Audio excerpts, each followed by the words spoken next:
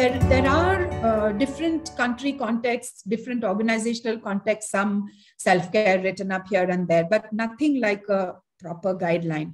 So the Right Call project took that we will form an international set of guidelines, which will tell us what self-care should be, how it looks like, what the methodology should be, how a group should be formed, what is the curriculum that people needs to follow in that group, adherence to that, and then also the mental well-being. So taking all this together, the guidelines have been developed.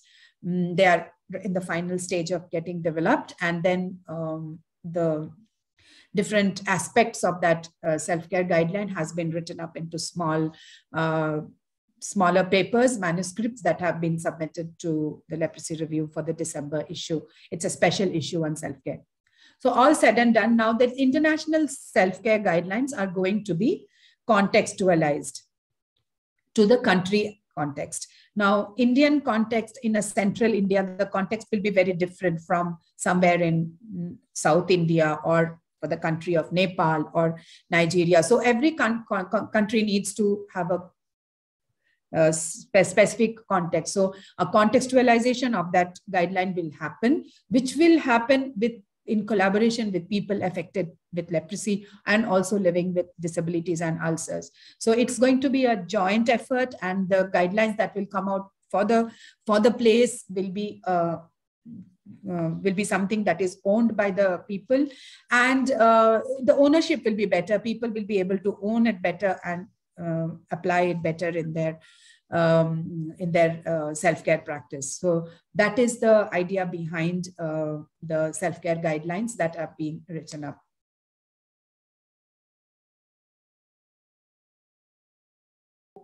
Compliance and adherence has always been the most difficult question to answer.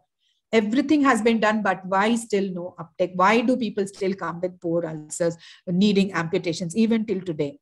So why this is the question of adherence, self-compliance and all. So this is going to give us a great boost to this evidence that co-production does help.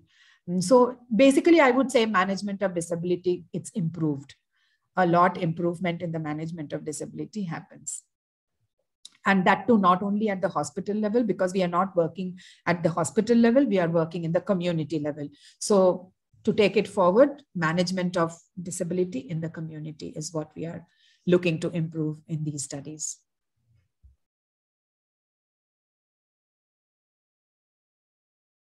What we think it would happen is we would broadly take the methodology and the key aspects of the self-care guidelines and translate it into the local language.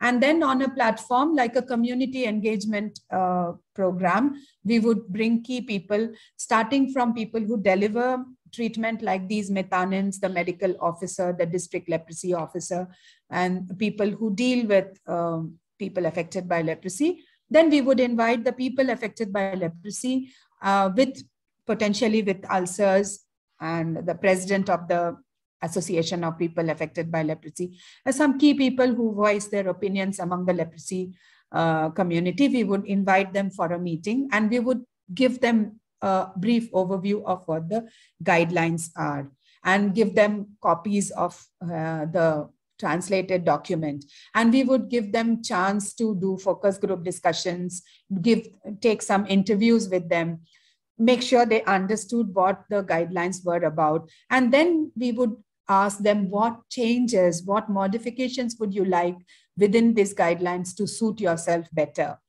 So from the service delivery people and also from the beneficiaries, we would get opinions.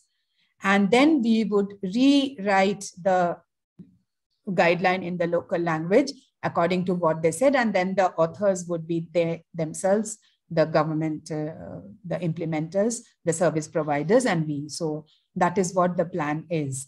Hoping to do this by March next year, 2022.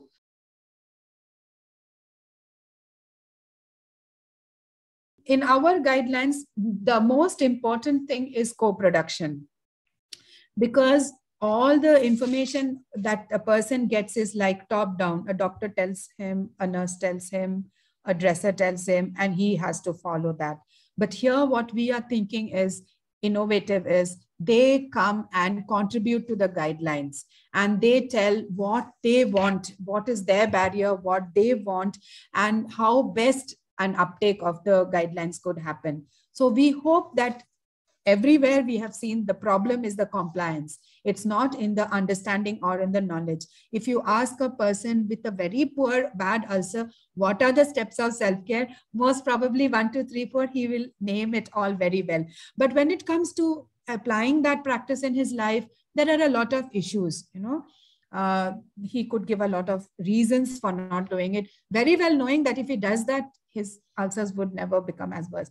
So that this is where we want to intervene to improve on the compliance, and also to improve on the compliance of the uptake of the self-care, so that there should be, we can also do a proper monitoring of the it could be, we don't know what the guidelines would say, but it could be that the methanins could monitor well. Now, methanins now at this present time are not monitoring the ulcers. So a guideline can come up with, somebody would monitor it in the village level. It could be through phone calls. It could be through an app, of WhatsApp status, WhatsApp message. So we still don't know what extra things are going to come out in the guideline, but delivering that self-care could make a difference from what the normal monitoring of that self-care doesn't happen right now. It's only delivering the talk and expecting people to do it. So here we are helping them to do it themselves, owning the self-care guideline, and also helping in the monitoring, hoping that there will be more adherence and better outcomes. That is going to be a trial. So there would be a population of people on whom the guidelines would be implemented, and there would be one more set of people where the guidelines, the self-care would not be implemented, and we would observe them over a period of time. It would probably look like a 6-week, 8-week intervention, and at the end of it, we would see whose ulcers are better. We would look at how fast the ulcers healed, how much time it took for how much of the ulcers recurred, what patients felt by doing it themselves,